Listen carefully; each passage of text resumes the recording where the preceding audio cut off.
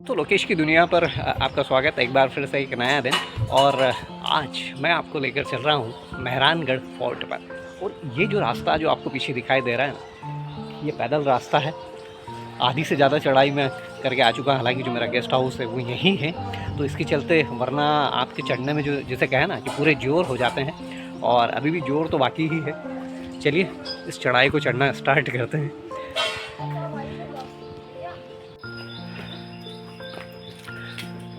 दोस्तों इस तरह से ये जो सामने जो चढ़ाई दिख रही है ना, ये आपको फाइनली मेहरानगढ़ फोर्ट पर पहुंचाती है। दोस्तों अभी आधी चढ़ाई बाकी है।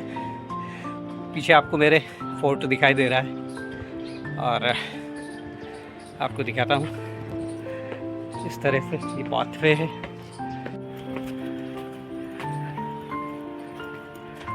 वहाँ सामने पहुँचना होता है ऊपर आपको। और दोस्तों फाइनली मुहाने पर आखिरी चंद सीढ़ियाँ।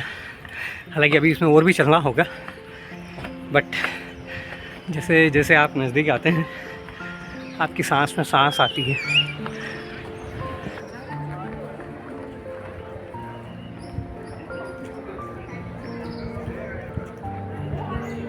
दोस्तों यहाँ पर आपका बैग चेक हो जाता है और जो सेल्फी स्टिक या और भी कुछ चीज़ें हैं वो यहीं पर जमा कर ली जाती है। शायद ये पहले नहीं होता होगा लेकिन अभी होने लगा है, तो फ़िलहाल अपने हाथों से ही काम लेना होगा। तो अभी फ़िलहाल मैंने यहाँ पर ऑडियो गाइड ले लिया है। और जैसे इसमें बताया है मुझे कि 1 to 6 पॉइंट इसमें मिस होते हैं। 7 पॉइंट से स्टार्ट होता है और 7 to 33 तक आप पहुँचते हैं। उसके बाद 33 पर डिपॉजिट करने से पहले 1 to 6 सुन लीजिए। जब आप वापस पैदल आएंगे तो आपको 1 to 6 देखने को मिल जाएगा। तो आइए मेहरानगढ़ फोर्ट की सैर करवाता हूँ आपको। लोकेश की दुनिया सही तरीका होता है वो यही होता है कि आप जाइए लिफ्ट से और वापस आइए आप पैदल। तो जो कुछ चीज़ें छूटती हैं वो आप कवर कर लेंगे। फिलहाल एक लंबी क्यू है लिफ्ट के लिए, तो थोड़ा सा वेट करना होगा। जब जैसे ही आप इस तरह के पवेलियन पे पहुंच जाते हैं, बाहर निकलते हैं आप, तो इस तरह का पवेलियन सामने होता है।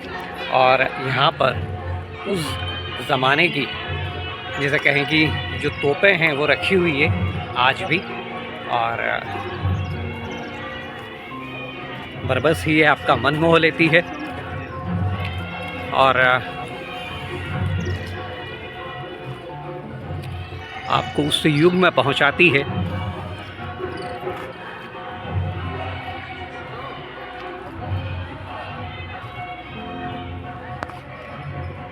एक व्यू कराता हूं मेहरानगढ़ फोर्ट से। अभी यहाँ पर जोधपुर रिफ स्टार्ट हो गया है, तो ये जो पीछे जो म्यूज़िक की आवाज़ें आ रही हैं वही आ रही हैं। और ये सामने जसवंत थड़ा है जो मेरे दूसरे व्लॉग में मैंने आपको दिखाया था। और इस तरह से एक बेहद खूबसूरत व्यू आपको मेहरानगढ़ फोर्ट से दिखाई देता है। तोपें भले ही हमने ना चलाई हो, लेकिन आप उनके साथ खड़े रहने का मज़ा तो ले ही सकते हैं और उस अनुभव को तो जी ही सकते हैं। तो फिलहाल मेहरानगढ़ फोर्ट पर काफ़ी सारी बैरल्स वाली तोप, जिसमें आई थिंक एक साथ इतने सारे छोटे छोटे गोले निकलते होंगे।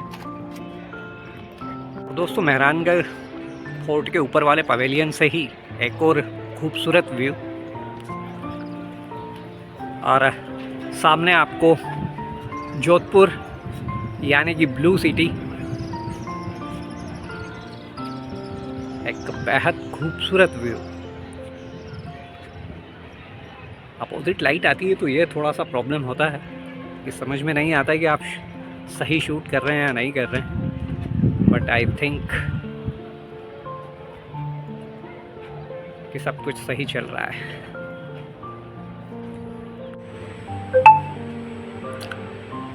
और ये वो पवेलियन मैंने एक डिफरेंट एंगल से आपको दिखाने की कोशिश की है। मेहरानगढ़ फोर्ट अभी कुछ दिनों से पता नहीं क्यों जो र वाला जो मेरा प्रोनाउंसिएशन है ना, वो पता नहीं क्यों गड़बड़ हो रहा है। मैं गौर कर रहा हूँ मेहरानगढ़ फोर्ट के पवेलियन से ही एक और डिफरेंट व्यू।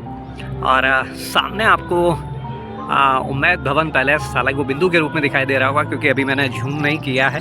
और नीचे आपको कंप्लीट ब्लू सिटी का एक व्यू। और मैं ड्रोन भी दिखाई दूँ आपको, लेकिन अपोजिट लाइट आ रहा है तो मैं ही नहीं समझ पा रहा हूँ कि व्हाट आई होप।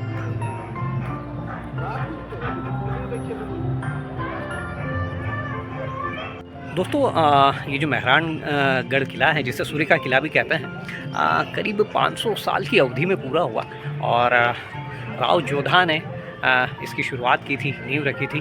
और इसे कहें कि 1469 में समय रहा और करीब 1200 एकड़ में फैला हुआ ऐसा बताते हैं। और लार्जेस्ट, जिसे कहना कि इंडिया के लार्जेस्ट किलों में से एक है मेहरानगढ़ फोर्ट। अगर आते हैं तो कुछ इस तरह का एक कॉरिडोर मिल जाता है आपको, जिस पर आप आगे बढ़ना स्टार्ट करते हैं। और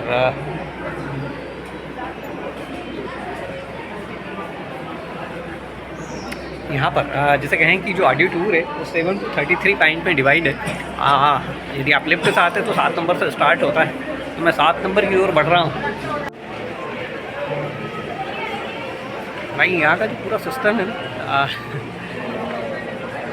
कुछ अलग ही तरह का। सामने मुझे फिर भीड़ दिखाई दे रही है और अब दिखाई देने लगे हैं नंबर 11, 12 to 16 सारी चीज़ें। आइए कवर करते हैं। दोस्तों जब मैं 7 नंबर की ओर आया हूँ, अभी 7 दिखा तो नहीं, मुझे 8 दिख गया है, लेकिन अंदर फिर से एक पवेलियन था, तो वहीं से एक और लुक मेहरानगढ़ की खिड़कियों का, झरोखों का। और आज काफ़ी भीड़ है, स्टूडेंट्स की भी भीड़ है और दूसरे टूरिस्ट की भी काफ़ी भीड़ है यहाँ। फोर्ट में जब आप आगे बढ़ते हैं तो एक पवेलियन मिलता है जिसे श्रृंगार चौक कहते हैं, और यहीं पर अभी फ़िलहाल मैं खड़ा हूँ। बेसिकली इस श्रृंगार चौक का जो इस्तेमाल होता था वो राजाओं के राज तिलक के लिए होता था। ये जो आपको सामने जो गद्दी दिखाई दे रही है संगमरमर की, यहाँ पर जब भी कोई नया राजा बनता था तो उसका राज तिलक यहीं पर होता था। और जो बरड़ी गांव के जो ठाकुर होते थे, जो कि राव जोधा के बड़े भाई के वंशज थे, जिन्होंने राजगद्दी का त्याग किया था राव जोधा के लिए, उन्हें इस चीज़ का सम्मान मिलता है। आपको सामने जो दिखाई दे रहे हैं ये राज तिलक की पूरी इस तरह से जो पेंटिंग्स और फोटोग्राफ्स में दिखाया है कि किस तरह से यहाँ पर होता है। और ये जो बेसिकली ये जो श्रृंगार चौक ऊपर जो खिड़कियाँ दिखाई दे रही हैं आपको, यहाँ से बैठकर रानियाँ और राज परिवार की महिलाएं इस राज तिलक को देखा करती थी। आखिरी बार 12 मई 1952 को महाराजा गज सिंह द्वितीय का राज तिलक हुआ था, मात्र 4 वर्ष की उम्र में, जब उनके पिता की एक विमान दुर्घटना में मृत्यु हो गई थी। और उस समय की एक ख़ास घटना कि वो केवल 4 वर्ष के थे, लेकिन जब आम जनता ने उन्हें गिफ्ट और उपहार दिए तो वो एक हाथ से लेते गए और दूसरे हाथ से वापस इसे देते गए। तो ये है रजवाड़ों की समृद्ध परंपरा। तो एक फिर से जब आगे बढ़ते तो वहाँ पर आपको कुछ ओहदे रखे मिलते हैं।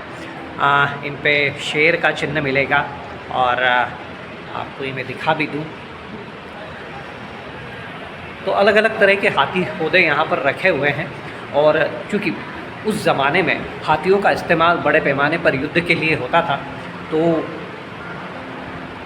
उन्हें यहाँ पर सहेज कर रखा गया है। और ये जो आपको सामने दिखाई दे रहा है, ये जो चांदी का होता है, ये शाहजहाँ के द्वारा महाराजा जसवंत सिंह जी को भेंट स्वरूप दिया गया था। और दोस्तों यहीं पर श्रृंगार चौक के जब आप एंटर होते हैं तो राइट साइड पर पालकी खाना है। यहाँ पर उन पालकियों को रखा गया है जिनमें उस समय शाही परिवार के पुरुष और महिलाएं इस्तेमाल करते थे। जो पर्दे वाली पालकियाँ होती थी उन्हें जनरली जो राज परिवार की महिलाएं हैं उनके लिए इस्तेमाल किया जाता था। और जो इस तरह की जो खुली पालकियाँ होती थी, इसका इस्तेमाल पुरुष किया करते थे। पालकी खाना से आगे बढ़ते हैं तो आपको यहाँ पर रखा हुआ एक हुक्का दिखाई दे जाता है। इसमें सुगंधित तंबाकू का भी इस्तेमाल होता था और साथ ही ये जो पास में जो लकड़ी का जो खलबत्ता कह लीजिए जो दिखाई दे रहा है, इसमें अफीम को कूट कर और उसका जो रस होता है उसे फिर कपड़े से छान कर और फिर पिया जाता था। और जैसे कहते हैं कि जो राजपूत राजा का जो रहा है तो अफीम से एक गहरा नाता रहा है और काफ़ी सारी बातें हैं। लेकिन फ़िलहाल इस ब्लॉग बाहर आते हैं तो आप दौलत खाना की ओर आ जाते हैं। सामने आपको दिखाई दे रहा है ये दौलत खाना, और इसकी खासियत ये थी कि यहाँ पर भी एक पवेलियन मिलेगा आपको। और इसमें जिसे कहें कि ये जो खिड़की और झरोके जो दिखाई दे रहे हैं, बेसिकली ये खिड़कियाँ इस तरह से ज्यामितीय दृष्टि से बनाई गई है कि इनमें हवा और सूर्य की किरणें तो जा सकती है और आप इसमें चूँकि बाहर से नहीं देख सकते, लेकिन जब आप इन जालियों में से ऊपर पहुंचकर नीचे की ओर देखते हैं तो आपको सब कुछ दिखाई देता है। तो ये कहीं ना कहीं उस समय की पर्दा प्रथा को भी रेखांकित करता है और उस समय की जो आर्किटेक्ट और उत्कृष्ट वास्तुकला को भी प्रदर्शित करता है। सामने दिखाई दे रही है ये महाडोल है। जब 1730 में जोधपुर के महाराजा अभय सिंह ने गुजरात के मुग़ल सूबेदार बुलंद खां को हराया था तो वहाँ से ये इसे लूट कर लाए थे। इस पालकी में आपको जैसे कहें कि गुजराती और मुग़ल दोनों कलाओं का मिश्रण देखने को मिलता है। जालियाँ जो हैं वो गुजराती कला का है और ऊपर जो गुंबद दिखाई दे रहा है वो मुग़ल कला का है। कहते हैं कि इसमें जो शीशे लगे हैं उनमें से कई आज भी उसी समय के शीशे हैं, यानी कि मौलिक हैं, और इसका इस्तेमाल हालांकि यदाकदा ही किया जाता था। आपको तोप रखी हुई मिल जाएगी, दौलत खाना का ही हिस्सा है और यहीं पर ये सारी चीज़ें जिसे कहे कि संग्रहित की गई है। आपने आपके और हमारे घरों में शादियों पर तोरण देखा होगा, लेकिन ये शाही परिवार का तोरण देखिए जो कि यहाँ पर दौलत खाना में संजोया गया है। मैं आपको महाराजा अजीत सिंह की ये तलवार दिखाई देती है और इस पर एक लेख भी लिखा हुआ है कि माता भवानी सदैव महाराजा अजीत सिंह के साथ है, 18वीं शताब्दी।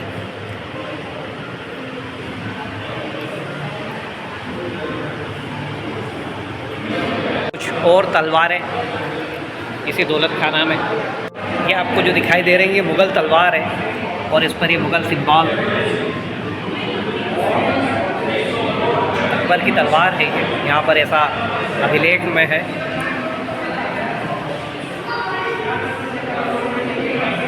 आप इसे तसल्ली से पढ़िएगा, मैं आपके लिए शूट कर रहा हूँ। अलग अलग तरह के मूठ, अलग अलग तरह की तलवारें, ये सब यहाँ पर दौलत खाना में संजो कर रखी गई है। एक जगह बड़ी खूबसूरती से तोड़ेदार बंदूक, ये देखिए मैं आपको पूरी फ्रेम में लेकर दिखाता हूँ।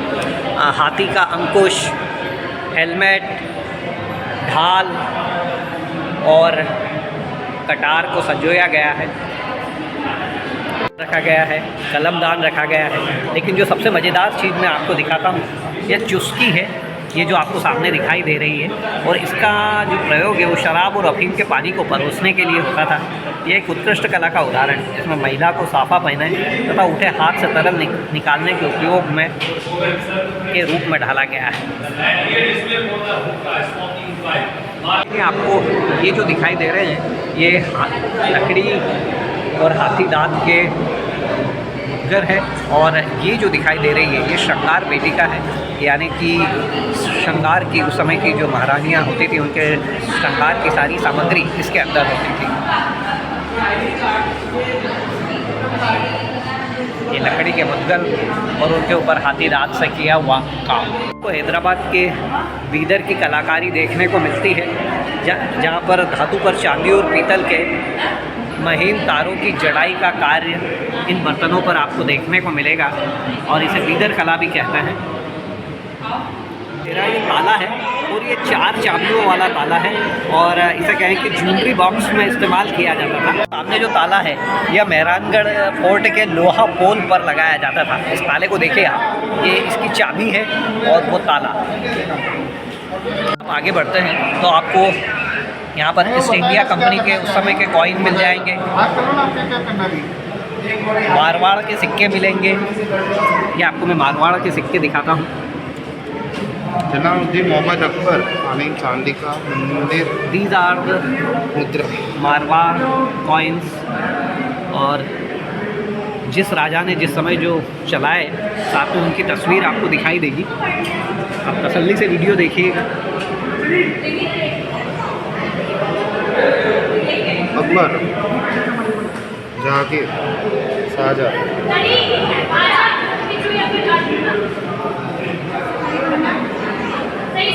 जब आप इन सब चीज़ों को देखते हैं तो आपको अपने आप पर गुमान होना बंद हो जाता है, क्योंकि ऐसा नहीं कि टेक्नोलॉजी में आप ही आगे हैं।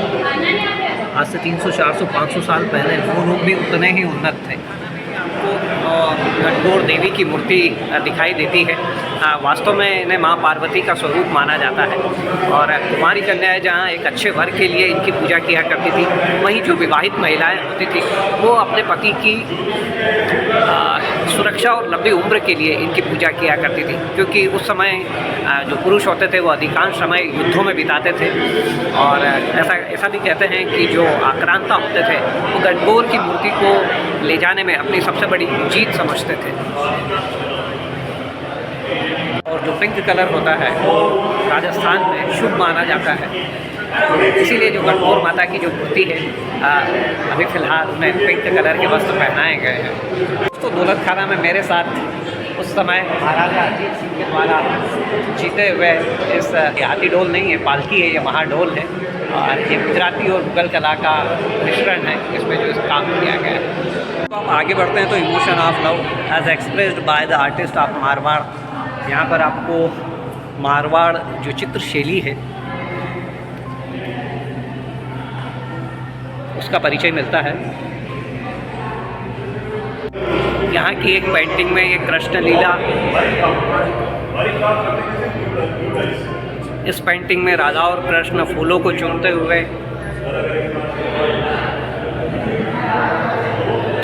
यहाँ पर जो शिव और पार्वती का जो शाश्वत प्रेम है वो विवाह में परिवर्तित हुआ, ये पेंटिंग बता रही है।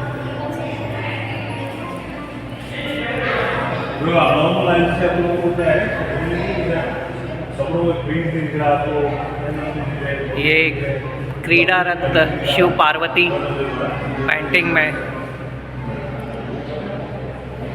यहीं पर आपको शीश महल, फूल महल और तख्त विलास, ये तीनों यहाँ पर इस तरह से इस रास्ते पर आगे बढ़ के दिखाई देंगे आपको। तो दोस्तों ये शीश महल है जो कि उस समय के महाराजा अजीत सिंह का शयन कक्ष होता था, और इसमें इस तरह से शीशे का इस्तेमाल।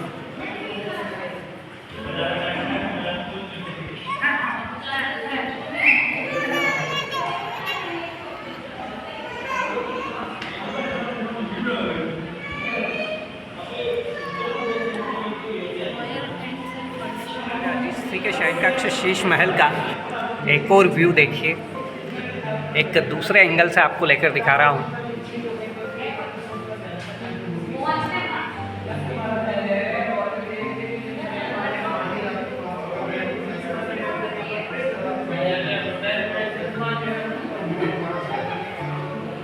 तो ये जो आप सामने देख रहे हैं ये फूल महल है।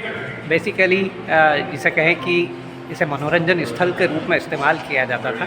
यहाँ पर जो नर्तकियाँ होती थी वो रात से लेकर सुबह तक नृत्य किया करती थी, और ऊपर इसमें जो स्वर्ण जड़ित जालियाँ हैं, साथ ही शीशे लगे हुए हैं, जिनमें जब मोमबत्तियाँ जब जला दी जाती थी तो हल्की हल्की रोशनी में उस समय उस रोशनी का इस्तेमाल किया जाता था। सामने जो आपको जालियाँ दिखाई दे रही है उनमें लाल, नीले, हरे शीशों का इस्तेमाल किया गया है। और ऊपर जो आप देख रहे हैं ऊपर राजाओं के चित्र हैं, और उससे नीचे कार्निस में जो रागमाला है उनकी पेंटिंग्स को इस्तेमाल किया गया है। और जब आप इस जगह को देखते हैं तो ऐसा लगता है कि जैसे सारी सुंदरता को एक ही जगह समेट कर रख दिया गया हो।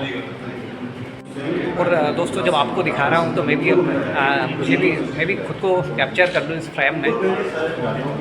फूल महल, मेहरानगढ़ फोर्ट। फूल महल से मैं बाहर निकलता हूँ तो ये जो आपको नीचे वाले पवेलियन पर ये उस समय का जो व्हील है, पहिया, ये ईरानी पहिया है, पर्शियन व्हील कहते हैं इसे। ये सिंचाई के लिए और साथ ही महलों में पानी ऊपर तक पहुंचाने के लिए काम आता था। इसी के साथ में ये सामने आपको जसवंत थड़ा दिखाई दे रहा है। ये जिसे कहें कि छतरियाँ हैं और दहन स्थल है शाही, और इसे महारानी विजया कुंवर ने बनवाया था। और इधर आपको दिखाता हूँ, ये जो आपको वॉल दिखाई दे रही है, ये 16वीं शताब्दी में बनी हुई सुरक्षा दीवार है, और इस पर तोपों और घोड़ों को बड़ी आसानी से ले जाया जा सकता था। करीब 400 साल हो चुके हैं, लेकिन आज भी यह दीवार अभेद है। तो मालदेव ने इस सुरक्षा दीवार का निर्माण 16वीं शताब्दी में करवाया था, जो कि 19वें शासक थे। दोस्तों, जब आप फूल महल से ऊपर आते हैं तो तीसरे पवेलियन में आप सामने की तरफ देखते हैं तो कुछ तोपें और दिखाई देती है आपको, जिसमें से एक चीन से जीती हुई है, और साथ ही बक्सर के युद्ध में कुछ जीती हुई तोपें यहाँ पर ये सामने जो है वो आपको दिखाई देती है। और साथ ही सामने दिख जाता है उम्मेद भवन पैलेस। इसे मैं झूम करके दिखा देता हूँ आपको। पर शस्त्र खाना मिल जाता है, और आइए आपको इसके अंदर लेकर चलता हूँ। ये उस समय राठौर वंश के शासकों के द्वारा पहने जाने वाला, जिसे कहें कि ये सुरक्षा कवच होते थे इस तरह से। और ये जो दोनों ढाल है ये गेंडे के चमड़े से बनी है, और इन पर राठौर राजाओं के सिंबल, सूर्य का जो सिंबल है वो दिखाई देगा आपको। और हेलमेट, ये नाक की सुरक्षा के लिए आगे इस तरह से, और इसके ऊपर सोने से बारीक नक्काशी। दोस्तों, ये अलग अलग तरह के कटार और तलवारों का संग्रह। इनकी जो मूठ होती थी वो हाथी दांत या हड्डियों की होती थी, और इनकी जो धार होती थी उन पर छोटे छोटे जानवरों के चित्र उत्कीर्ण किए जाते थे। और ये उस समय के कहें कि जो बनाने वाले होते थे, ये तलवार बनाने वाले, इनकी राजपूत कला का एक नमूना बंदूकें, जो कि जिन पर सोने और चांदी से काम किया गया है। हालांकि जो राजपूत होते थे वो तलवारबाजी और घुड़सवारी में विश्वास करते थे, लेकिन जब मुगलों से पहला युद्ध हुआ 1526 में खानवा में, तो उस समय जब उन्हें पराजय देखना पड़ी तो, और काफ़ी सारे लोगों की मृत्यु, तब उन्हें कहीं ना कहीं इन बंदूकों को और बारूद को अपनाना पड़ा। हालांकि और अपनी साथ ही अपनी युद्ध नीति में भी परिवर्तन करना पड़ा। लेकिन आज भी जब शस्त्र पूजा होती है, उसमें आज भी ये लोग तलवार का पूजन करना पसंद करते हैं। और उस समय इस्तेमाल किए जाने वाले इन भालों को देखिए, जो दूर से ही दुश्मन की गर्दन उड़ा दिया करते थे। सिंह का व्यक्तिगत कक्ष है, और 1873 में इनकी मृत्यु हुई थी। इनके समय तक जिसे कहें कि अंग्रेज़ों का जो प्रभाव है वो यहाँ पर दिखाई देने लगा था।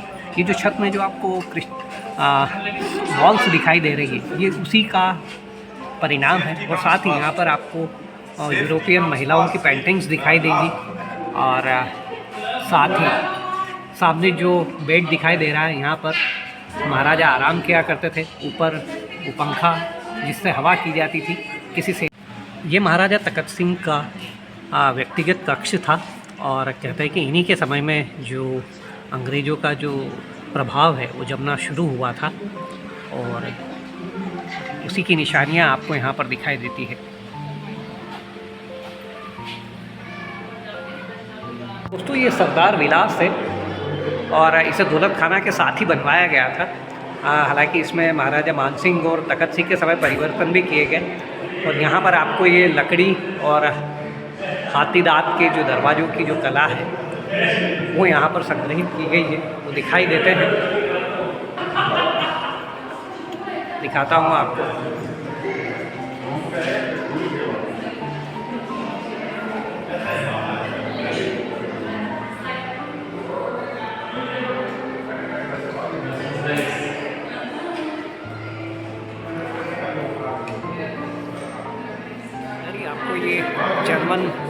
मुलर के द्वारा बनाई गई पेंटिंग दिखाई देगी। इसमें आपको दुर्गादास दिखाई दे रहे हैं और महाराजा बालक अजीत सिंह दिखाई दे रहे हैं। ये निर्वासन के समय का पेंटिंग है और इसमें दुर्गादास जिन जिन शस्त्रों का इस्तेमाल करते थे वो सब उनके साथ दिखाई दे रहे हैं। साथ ही यहाँ पर अजीत सिंह को तलवारबाजी का प्रशिक्षण लेते हुए दिखाया जा रहा है और जैसे कहें कि जो दुर्गादास है वो एक जलती हुई चिता के ऊपर खाना बना रहे हैं। वास्तव में चूँकि ये पलायन का समय था, हालांकि बाद में अजीत सिंह जो औरंगजेब था उसका कहना था कि अजीत सिंह यदि इस्लाम स्वीकार कर ले तो सारी चीज़ें ठीक हो जाएंगी, लेकिन ऐसा हुआ नहीं और बाद में अजीत सिंह के द्वारा अपने किले पर फिर से कब्जा कर लिया गया। और उसी समय का एक पेंटिंग और उन दोनों के द्वारा जो तलवार इस्तेमाल की जाती थी वो दोनों तलवारें यहाँ पर ही आपके साथ। झांकी महल का ये पालना गलियारा है। इसमें जो पालने हैं बच्चों के जो राज परिवार के बालक होते थे उनके लिए जो इस्तेमाल में आते थे पालने, वो रखे गए हैं। और साथ ही ये जो जालियाँ दिखाई दे रही हैं आपको, ये श्रृंगार चौक और दौलत खाना चौक में खुलती थी, जहाँ से महिलाएं इन जालियों से दोनों तरफ देख सकती। मोती महल जो कि सवाई राजा सूर सिंह जी द्वारा बनवाया गया था। अच्छा, ये जो इसकी छत पर बहुत ही सुंदर सोने की नक्काशी का काम है और आपको सामने दीवार में देखिए ढेर सारे छोटे छोटे आले दिखाई दे रहे हैं। इनमें दीपक रखे जाते थे और इस तरफ आपको दिखाता हूँ, ये जो रंगीन ग्लास है, जब दीपक वो जलते थे तो उनकी जो लाइट है वो ऊपर छत से टकराकर और फिर इन शीशों से परिवर्तित होकर एक रंग बिरंगी लाइट का यहाँ पर निर्माण होता था। और इसे मोती महल इसलिए कहते हैं क्योंकि इस जो सीप होती है अच्छी वाली, उन्हें पीस कर और साथ ही चूना प्लास्टर का इस्तेमाल किया गया था ताकि ये जब इन पर रोशनी पड़े तो ये संगमरमर की तरह दिखाई देते थे। ये 8 पहलू वाला मुग़ल सिंहासन है और इस हाल में ही जो महाराज के जो जागीरदार होते थे उनकी ये बैठने की व्यवस्था होती थी, दाईं ओर बाईं ओर। और साथ ही आपको जो सामने जो 5 झरोखे दिखाई दे रहे हैं, ये 5 झरोखे वास्तव में राज परिवार की जो महिलाएं होती थी वहाँ बैठकर जालियों से इस कक्ष को देख सकती थी, लेकिन इस कक्ष में बैठने वाले उन्हें नहीं देख पाते थे। तो कितनी बार जो सुरक्षा से संबंधित चीज़ें थी वो उनके द्वारा महाराजा को बता दी जाती थी और इस तरह से सुरक्षा में एक महत्वपूर्ण योगदान हो जाता था इन झरोखों का। तो लोकेश की दुनिया पर ये था मेहरानगढ़ फोर्ट का एक कंप्लीट वॉक अराउंड।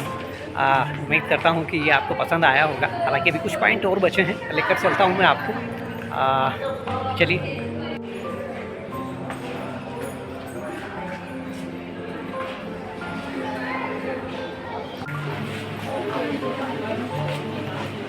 दोस्तों, किले में नीचे की साइड आपको यहाँ की जो ब्लॉक प्रिंट है और राजस्थान की जो चीज़ें हैं वो मिल जाती हैं, लाइक मौजड़ी और सारी पारंपरिक हस्तशिल्प की चीज़ें।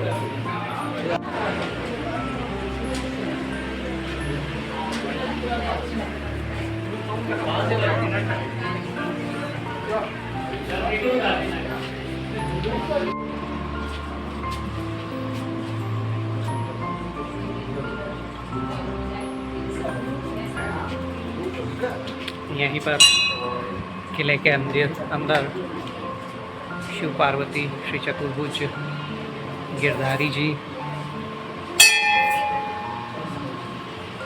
मनमोहक रूप में और नागनेचा माता जी। नहीं करना है, भोजन करना है।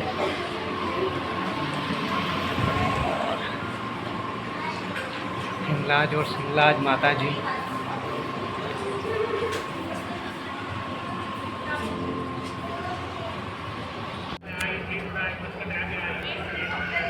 और अमूमन हर किलो की तरह यहाँ पर भी सूरज पोल है।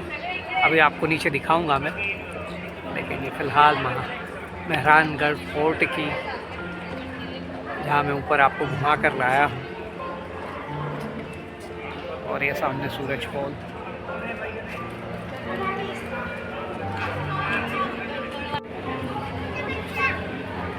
और ये कुछ राजस्थानी कला को प्रदर्शित करती हुई चीज़ें। और दोस्तों, मेहरानगढ़ फोर्ट से इस किले की यादों को अपने साथ लेकर जाते हुए आज सेकंड लास्ट डे मेरा जोधपुर में कुछ ईट आउट पॉइंट्स बचे हुए, उन्हें कल कवर करूंगा और नोमैड लोकेश 99 के लिए। और फिलहाल लोकेश की दुनिया पर आपके साथ मेहरानगढ़ फोर्ट पर, और यदि कहीं कुछ रास्ते में और कुछ मिलता है तो मैं दिखाता हूँ आपको, बने रहिए मेरे साथ। जिस तरह से मैं कहता हूँ ना कि यहाँ जितने भी जो महल और किले हैं राजस्थान में, तो हमेशा वहाँ पर जो आपको फोक म्यूज़िक बजाते हुए आर्टिस्ट, जो लोकल आर्टिस्ट है वो मिल जाएंगे। तो फिलहाल यहाँ पर भी अभी तक मैंने आपको रावण हत्था दिखाया था, लेकिन यहाँ पर ये नगाड़ा है और साथ ही शहनाई वादन होता है यहाँ पर। कुछ सुनाइए ना। बिल्कुल, खम्मा गणी जोधपुर। अरे बोले तो मीठा लागे, हंसे तो प्यारा लागे, बोले तो मीठा लागे, हंसे तो प्यारा लागे। नाम क्या आपका? लोकेश। अरे लोकेश जी आया हमारे आंगने, ओ लोकेश जी आया हमारे आंगने।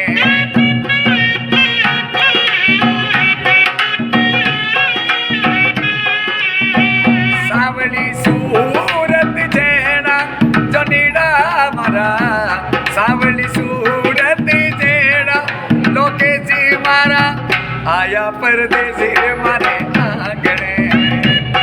GPS signal lost.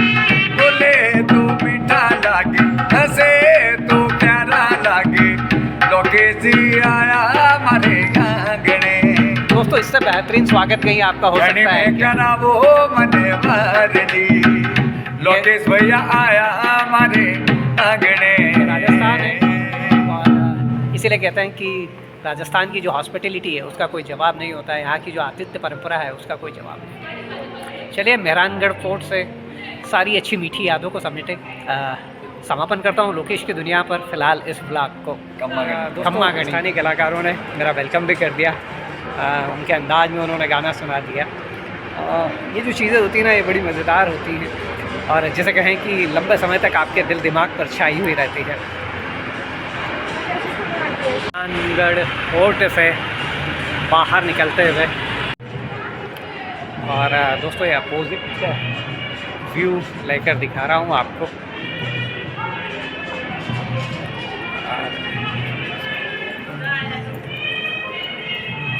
इस तरह का जीवन मुझे हमेशा फैसिनेट करता है, किले, महल, कहानियाँ, और मैं चला जाता हूँ उस एरा में, उस युग में। दोस्तों, चलते चलते एक और विहंगम दृश्य को अपनी आँखों में कैद कर लीजिए, क्योंकि जब इन जगहों से आप चले जाते हैं तो उसके बाद यहाँ की यादें ही आपके साथ होती हैं।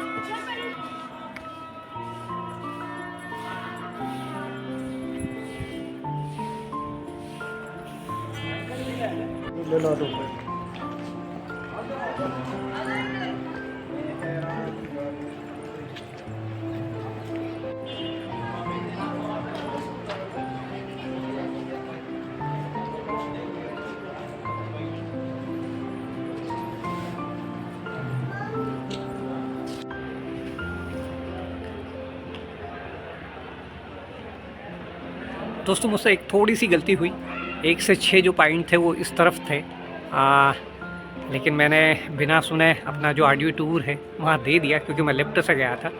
बट इट्स ओके, मैं वहाँ लिखी हुई चीज़ों से आपको पढ़कर बता दे रहा हूँ। एक और लास्ट क्लिप जिसे कह लीजिए, मेहरानगढ़ फोर्ट और ब्लू सिटी जोधपुर का एक कंप्लीट एरियल व्यू।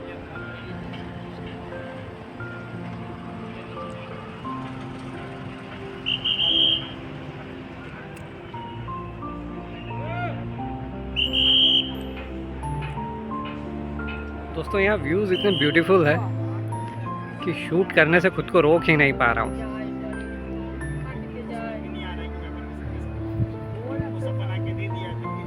और ये बीच में जो आपको फाउंटेन चलते दिखाई दे रहे हैं, ये गुलाब सागर लेक है जो शहर के बीचों बीच है। एकदम बीचों बीच तो क्या कहूँ, लेकिन उस समय के हिसाब से कह सकते हैं।